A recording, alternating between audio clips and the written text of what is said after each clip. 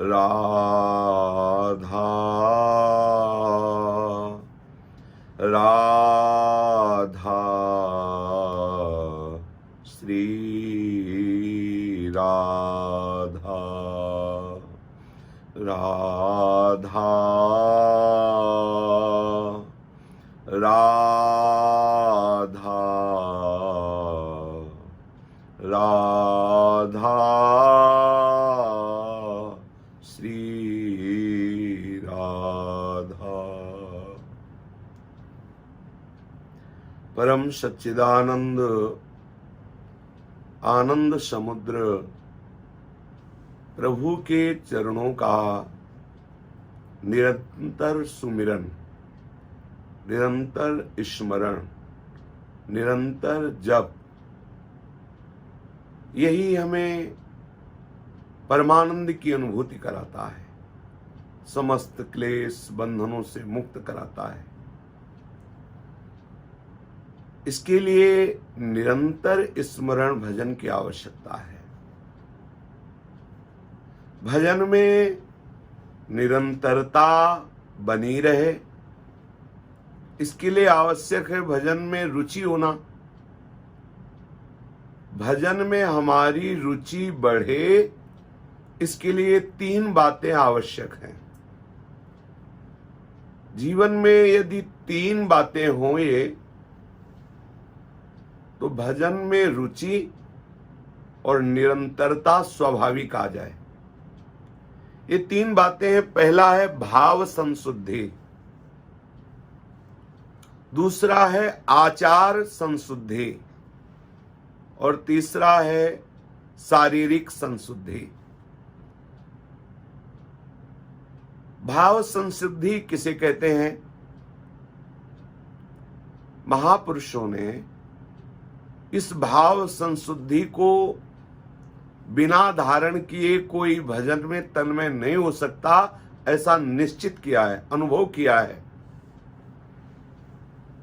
इसे धारण ही करना पड़ेगा।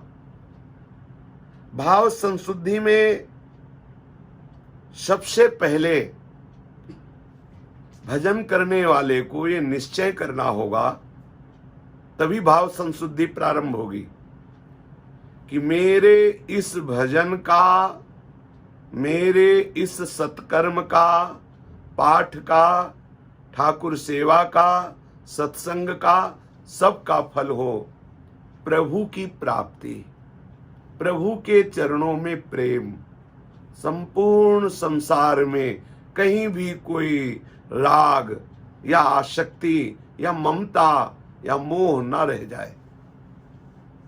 जब आपका ये लक्ष्य दृढ़ हुआ तो अब सावधानी रखनी है कि प्रभु के प्रेम की या प्रभु की प्राप्ति की अभिलाषा में जो बाधा पहुंचा देते हैं, जो प्रभु के अनुराग में डूबने नहीं देती हैं, उन बातों से हमें बचना होगा। तभी हमारा भाव परिपक्व होगा, भाव बढ़ता चला जाएगा और भाव के वशीभूत ठाकुर आपके हृदय में प्रकाशित हो जाएंगे। भाव का भूखा हूं मैं और भाव ही एक सार है, भाव से मुझको भजे तो भव से बेड़ा पार है। भाव बिन सुनी पुकारे मैं कभी सुनता नहीं, भाव पूरित टेर ही करती मुझे लाचार है। भाव संशुद्धि में सबसे पहली हमारी आवश्यकता है कि जो हमारे हृदय में, हम इस कुल में पैदा हुए हैं, हमें बड़ी विद्वता है, बड़ी बुद्धिमत्ता है, बड़ी चतुरता है, हम जवान हैं, स्वस्थ हैं, रूपवान हैं, हमारी ऊंची जाति है, हमारे पास बहुत परिवार, सुख सुविधा, सम्मान, ये जो अंदर बैठा होता है ये भाव संशुद्धि नहीं होने देता। बहुत ध्यान वाली बात है। श्री भगवत ऋषि जी महाराज कह रहे, विद्या रूप महत्व कुल धन यौवन अभिमान सट कंटक देखे जहां रहे न भक्ति निदान। रहे न भक्ति निदान स्वांग सब नगर नारी के, विषय न हाथ बिकाए नहीं रिझवन बतारी के। मैं उच्च जाति का हूं, मैं विद्वान हूं, चतुर हूं, धनवान हूं, जवान हूं, रूपवान हूं, कुलवान हूं आदि। ये जो अभिमान है हृदय में, ये गर्व जो है, ये हृदय में भाव शुद्धि होने नहीं देता। ये भाव अशुद्ध हो रहता है, इसके द्वारा भाव अशुद्ध रहता है। हमें इन अशुद्ध भावों को हटाना होगा, तभी हमारा भजन बढ़ेगा, भजन बचेगा और भजन परिपक्व होगा, तभी प्रेम अनुराग का अनुभव होगा। तो ये जो अशुद्ध भाव हैं, इनको हटाने पर ही भाव संशुद्धि होती है। हमारे हृदय में ये जो बातें बताई गई, इनका अभिमान ना हो करके बहुत दैन्यता होनी चाहिए। सेवक जी महाराज कहते, तृणते नीच अपनपो कहत, शुभ अशुभ न जानहि, तरुसम सहनशीलता होए, परम उदार कहे सब कोय। महाप्रभु चैतन्य देव कहते, तृणादपि सुनीचेन तरोरपि सहिष्णुना, अमानिना मान देनो कीर्तनी यह सदा हरि। भाव संशुद्धि, ये जो हमारे अंदर सूक्ष्म अभिमान बैठा रहता है, स्थूल अभिमान बैठा रहता है, इसे हटाना होगा। अपने को तृण से भी नीच समझना होगा। जैसे तृण को सब पैरों से कुचलते रहते हैं, पर वो जब पैर रखा पर वो फिर अपने स्वरूप में आ जाता है। ऐसे ही हमें कोई अपमानित करे, कोई तिरस्कार करे, कोई नीचा दिखाने की चेष्टा करे, कोई निंदा करे, तो हमें भगवत प्रेम प्राप्त करना है। इसलिए हमें निराश नहीं हो जाना, हमें हताश नहीं हो जाना, हमें उदास नहीं हो जाना। हमें भगवत कृपा का बल, भगवत चरणारविंद का आश्रय लेकर तत्काल आनंदित होकर फिर भजन में चलना है। कोई हमारी निंदा कर रहा, अपमान कर रहा है, निरादर कर रहा है, तो जैसे तृण के ऊपर कोई पैर रख रहा है, हटाया तो फिर तृण अपने स्वरूप में आ गया। ऐसे कोई हमें परास्त करना चाहे, ये माया करेगी ऐसा। आपके जीवन में जो आपने भजन का उद्देश्य किया है, जो आप भाव को शुद्ध करना चाहते हैं, वो आपके भाव को अशुद्ध करने के लिए ऐसी लीला करेगी। कोई आपका अपमान करेगा, निरादर करेगा, कोई आपको अवहेलना भरे वचन बोलेगा, अरे पाखंडी है, ऐसा ऐसा। आप उसको सह जाइए। आपकी जैसी दिनचर्या चल रही है भजन की, वैसी चलनी चाहिए, उसमें कोई विघ्न नहीं पड़ना चाहिए। प्रभु को दीन भाव बहुत प्रिय है। प्रभु के दरबार में जिसका आदर हो वही महान है। तो यही दरबार दीन को आदर रीति सदा चली आई। प्रभु के दरबार में विद्वान का, गुणवान का, रूपवान का, बलवान का, जातिवान का, कुलवान का, धनवान का, इनका आदर कभी नहीं देखा गया। यही दरबार दीन को आदर रीति सदा चली आई। इस दरबार में तो जय दीन पियारे, वेद पुकारे, द्रवो श्री भगवाना। दीनता से बहुत प्यार करते हैं प्रभु। और अगर गर्व कर ले, अभिमान कर ले, तो सुनो राम कर सहज स्वभाव, जन अभिमान न राखे काहू। यद्यपि प्रभु सम है, पर दीन से पक्षपात, दीन से प्यार, दीन को हृदय से लगाते हैं और अभिमानी का नाश कर देते हैं। प्रहार करते हैं प्रभु उसके ऊपर, उसके गर्व का नाश करते हैं। इसलिए सावधान। भाव संशुद्धि के लिए हमें बहुत दैन्य रहना है। आप विचार करेंगे कि आपको कोई अपमानित करे, निंदा करे, तिरस्कार करे, हम चुपचाप सह ले? जी सह लीजिए। तो उसका क्या हुआ? वो तो बढ़ता चला जाएगा, वो औरों का भी अपमान करेगा। उसको अगर शासन में ले लिया जाए तो वो सुधर जाएगा। ये सहना तो बहुत बड़ी कमजोरी होगी। हमारा सहना उसके सुधारने का परम उपाय बन जाएगा, क्योंकि यदि आप सह गए तो आपका स्वामी नहीं सह पाएगा। यदि आप मौन होकर के अपनी दिनचर्या वैसे ही चलाते रहे तो उमा क्षमा श्रापहु ते भारी, अपने कर्म जाय अपकारी। वो आपकी क्षमावृत्ति, आपकी सहनशीलता श्राप से भी बढ़कर उसके ऊपर प्रहार करेगी।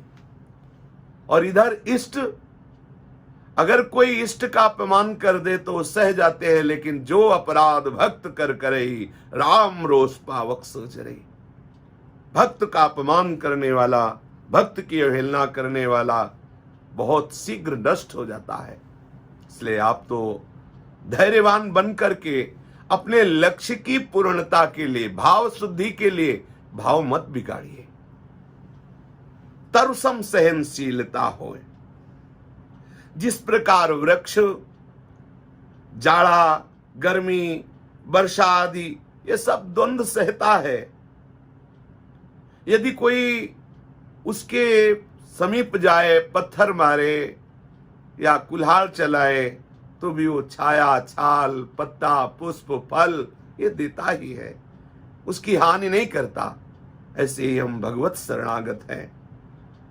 कोई हमारे समीप चाहे जैसी भावना से आए, हमारा व्यवहार सहनशील होते हुए मृदु होना चाहिए। तरुसम सहनशीलता हो। दैन्यता तृणादपि सुनीचेन, सहनशीलता तरोरपि सहिष्णुना। अगर हमें भाव संशुद्धि करनी है तो ये बात हमें धारण करनी पड़ेगी। हमें बेपरवाह रहना है। हमारा स्वामी हमारे समीप हमारी रक्षा के लिए है। अम्बरीश जी को पता नहीं था कि सुदर्शन चक्र जी हमारी रक्षा में है, लेकिन जब दुर्वासा जी ने अम्बरीश जी को सताने की चेष्टा की, नष्ट करने की चेष्टा की कृत्या के द्वारा, तो भगवान का प्रिय पार्षद सुदर्शन प्रकट हो गया। ऐसे ही समस्त भक्तों के समीप भगवान की कृपा कवच रहती है, भगवान की अनंत शक्तियां हैं। अगर कोई घटना घटती तो उसमें बहुत अनंत जन्मों का अशुभ नष्ट करने के लिए कोई मंगल विधान होता है। हम अल्प बुद्धि वाले नहीं जान पाते, इसलिए प्रभु पर भी रोपण कर देते हैं ये कि अरे भाई, प्रभु अगर सब जगह है, भक्त की रक्षा करते हैं, तो उन भक्त के पास क्यों रक्षा नहीं की, ऐसा क्यों हो गया। हम अल्प बुद्धि होते हैं, तत्काल की बात देखते हैं। प्रभु अनंत जन्मों के अशुभों का नाश करके परम मंगल करते हैं, क्योंकि वो मंगल भवन है। विश्वास करो, भाव शुद्धि के लिए दैन्यता और सहनशीलता, मान, बड़ाई, ईर्ष्या, द्वेष एवं लोभ आदि इन मलिन भावों को दूर से ही त्यागना होगा। कभी कभी हमारे अंदर भजन करने पर वासना जागृत हो जाती है, सम्मान की, लोकप्रियता की, लोग हमारा सम्मान करें, बड़ाई हो हमारी। और जब इस बात का हम आदर करते हैं अंदर, तो फिर भावना बढ़ती रहती है कि हमारा प्रचार प्रसार हो। और जहां ये बात आई तहां दंभ नाटक शुरू हो जाता है। भाव संशुद्धि के लिए हम चले थे, भाव अशुद्ध हो जाता है। अब सम्मान के लिए, यश के लिए, हमारा नाम हो जाए, इसके लिए हम दंभ करने लगते हैं। और भजन का प्रयोग भगवत अनुराग के लिए जो था, अब वो लोक रिझाने के लिए हो गया। और हम यहां तक अपने आचरण से भ्रष्ट हो जाते हैं, ऐसा भी हो जाता है। धीरे धीरे वो उतरता जाता है, जीवन में दंभ हो जाता है। असली भजन रहा नहीं तो परमानंद का अनुभव, भगवदानंद का अनुभव नहीं हुआ, तो विषयानंद के लिए फिर वो नीचे उतर जाता है और भोगों में रत हो जाता है। गया जहां भाव संशुद्धि के लिए चला था, भाव परम अशुद्ध हो गया। इसलिए सावधान रहें। हम अपने उद्देश्य की पूर्ति के लिए मलिन भावों का आदर ना होने, कभी आदर न करें, कभी उनको हम अपने हृदय में आदर न दें। मान के लिए, बड़ाई के लिए, ईर्ष्या आदि की इन भावों का नहीं, तो हमारे भजन की रुचि, भजन की निरंतरता और अनुराग की प्राप्ति इसमें बाधा पड़ जाएगी। दूसरा है आचार संशुद्धि। आचार संशुद्धि के बिना भजन तो हो ही नहीं सकता है। जो लोग इस बात पर ध्यान नहीं देते हैं वो निरंतर भजन नहीं कर सकते। आचार संशुद्धि का स्वरूप क्या है? जो हमारे शास्त्र आज्ञा करते हैं वैसे हमारे आचरण होने चाहिए। ये जो अन्य देशों की वृत्ति का अनुकरण करते हैं, पाश्चात्य सभ्यता का अनुकरण करते हैं, खान पान, पहनावा, उठना बैठना, सोना जागना, ये सब भ्रष्ट आचरणों में बदल गया। जब होटलों का बना हुआ भोजन पाएंगे, अपवित्र जहां मांस बनता है, जहां ऐसे अभक्ष पदार्थ बनते हैं, माना कि तुम मांस नहीं खाते, लेकिन उन होटलों से भोजन लेंगे जो बनाने वाले के भाव अपवित्र, वस्तुएं अपवित्र, तो आपके आचार पवित्र हो जाएंगे, आपका चिंतन पवित्र होगा। विचार कीजिए, शास्त्र तो ऐसी भी आज्ञा करता है कि जो दीक्षा नहीं लिए, जो भजन नहीं करते, जो भगवत भाव वाले नहीं है, उनके हाथ का हम भोजन न करें।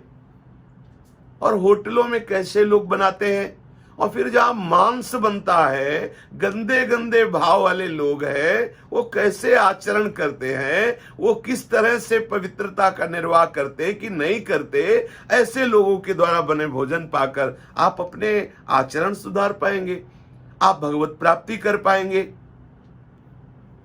आप बाजार की बनी वस्तुएं सेवन करें, आप नशा करें, मदिरा मांस खाने वालों के हाथ से बने हुए पदार्थ पाए, समय नहीं है डबल रोटी ले आओ और उससे ये सब बना के, ये क्या है? उपवास कर लो, नहीं भोजन मिल रहा पवित्र तो उपवास कर लो, प्रभु के लिए कष्ट सह जाओ। अपवित्र भोजन नहीं पाओगे तो आपकी बुद्धि, आपके आचरण, आपका भाव बचा रहेगा। और पवित्र भोजन पा लोगे तो माना प्राणों का पोषण हो गया, लेकिन भाव नष्ट हो गया, उद्देश्य नष्ट हो गया, आचरण नष्ट हो गए। गंदा भोजन करके कहीं आचरण आपके पवित्र हो सकते हैं? जो ही गंदा भोजन जाएगा वो हमारे अंदर वासना पैदा कर देगा, काम वासना पैदा कर देगा, जो भजन का सबसे बड़ा दुश्मन है। न जातु कामः कामानाम उपभोगेन शाम्यति हविषा कृष्ण वर्तमेव भूय एवाभिवर्धते। ये विषयों की कामना, विषयों के भोगने की लालसा आपके हृदय में जागृत हुई तो आप बेचैन हुए, भोग भोगने लगे, तो कभी शांति नहीं मिल सकती। त्यागात् शान्तिरनन्तरम्, त्याग से शांति मिलती, भोग से नहीं। गलत भोजन, गलत संग, गलत दृश्य आपके अंदर भोगों की कामना पैदा की, और भोग भोगने पर कभी शांति प्राप्त नहीं होती। चित्त मलिन हो जाता है, नवीन भोग भोगने की तृष्णा जागृत हो जाती है। घृत की आहुति डालने से अग्नि शांत नहीं होती, बढ़ती है। हविषा कृष्ण वर्तमेव भूय एवाभिवर्धते। ऐसे ही भोग भोगने से कामनाएं बढ़ने लगती है। न चेन्द्रियाणाम भोगाभ्यासेन वै तृष्णम कर्तुम शक्यम। जो भोग भोगने के लिए व्याकुल हुए कि भोग मिल जाए तो शांति हो जाएगी, तो समझ लो भोगों के भोगने से विषयासक्ति बढ़ती है, इंद्रियां अपवित्र चंचलता युक्त हो जाती है, तो अशांति बढ़ी, क्लेश बढ़ा, तृष्णा बढ़ी। यतो भोगाभ्यास मनु विवर्धन्ते रागाः कौशलम चेन्द्रियाणाम तस्मादनुपायः सुखस्य भोगाभ्यासः। क्योंकि भोगों के भोगने का अभ्यास बढ़ रहा है, भोगों में सुख का भ्रम बढ़ रहा है, सुख प्राप्ति की इच्छा से जो भोगों में उतरता है उसका भोगाभ्यास दृढ़ होने लगता है, भोगों में सुख है ऐसी भावना बनने लगती है, और वो ऐसे महान दुख में फंस जाता है। कैसे? बोले सा खलवयम वृश्चिक विषभीत इवासी विशेषेण दष्टो या सुखार्थी विषयानुवासितो बहति दुख पंके निमग्नेति। जैसे कोई बिच्छू के डंक से बचने के लिए सांप के बिल में हाथ डाल दे और सांप डस ले तो भयंकर विष चढ़ गया, ऐसे ही कामासक्ति प्रकट हुई, काम भोग वासना प्रकट हुई, उससे बचने के लिए उसने भोग की क्रिया कर ली तो ऐसी ही दुखद हो गई जैसे बिच्छू के विष से बचने के लिए सांप के बिल में हाथ डाल दिया तो और भयंकर विष वाला सांप उसे डस लिया। ऐसे ही भोग की कामना जलाती है, उससे बचने के लिए हम भोगों में उतर गए तो भोगाभ्यास, भोगों की तृष्णा हमारे उद्देश्य का नाश कर दिया। हमारा उद्देश्य जो भगवत प्राप्ति था, इसलिए आचार संशुद्धि, आपके आचरण शुद्ध होने चाहिए। बहुत सावधानी पूर्वक आपका भोजन पवित्र होना चाहिए, आपके आचरण पवित्र होने चाहिए। फिर शारीरिक संशुद्धि, भजन करने वाले को शारीरिक संशुद्धि पर ध्यान देना चाहिए। नियम के अनुसार शयन करना, नियमित जो दिनचर्या है उस पर ध्यान दें। आपके जो शयन का समय ठीक उतना ही आप सोएं, समय से जग जाइए, प्रमाद मत कीजिए। स्नान आदि जो दिनचर्या वो करके आप अपने भजन के नियम में बैठिए। जो आपको नियम है, जो भी गृहस्थ है, विरक्त है, जो भी आपने थोड़ा बहुत नियम लिया है उस नियम को करें। ऐसा ना करें कि आप कपड़े पहने हुए शौचालय में गए और पशु की तरह से शौचालय से निकले, फिर अपने पूरे घर को अपवित्र कर रहे हैं और फिर आप एक दूसरे को छू रहे। ऐसे शरीर अपवित्र, वस्त्र अपवित्र, तो आपके विचार कैसे पवित्र हो जाएंगे? क्योंकि मन तो शरीर आसक्त है। कैसे आप बिना शरीर शुद्धि के कैसे भजन करेंगे? इसलिए शरीर शुद्धि आवश्यक है। आप पवित्र रहने का भाव करें, समय से स्नान, शौच, लघुशंका आदि में पवित्रता का निर्वाह करें। वस्त्र भले आपके फटे पुराने हो लेकिन पवित्र होने चाहिए। जो शरीर पवित्र रखते हैं उनके तमोगुण की वृत्ति बढ़ती है, भजन का भाव बाधित हो जाता है। ये राजसी गुण, तामसी गुण हमें भजन में रुचि नहीं होने देते, भगवत प्राप्ति की दृढ़ता नहीं होने देते। जो अपवित्र शरीर, जूते पहने हुए भोजन पाते हैं, उनकी भजन में रुचि नहीं रह जाती।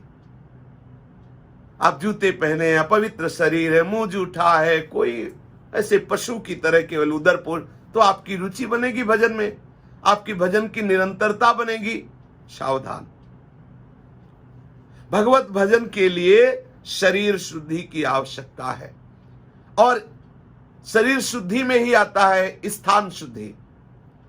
आप जिस आसन पर बैठते हैं, आप जिस आसन पर शयन करते हैं, आपका जहां भोजन बन रहा है, आपके जो भोजन के पात्र हैं, ये सब पवित्र होने चाहिए। परम पवित्र भगवान नाम निरंतर हमारी जिह्वा में विराजमान रहे, इसके लिए आपको शरीर शुद्धि की बहुत आवश्यकता है। तो ये 3 शुद्धियों का आप श्रवण करें, मनन करें और आचरण में उतारें। भाव संशुद्धि, आचार संशुद्धि और शारीरिक संशुद्धि। श्री राधा वल्लभ लाल की जय।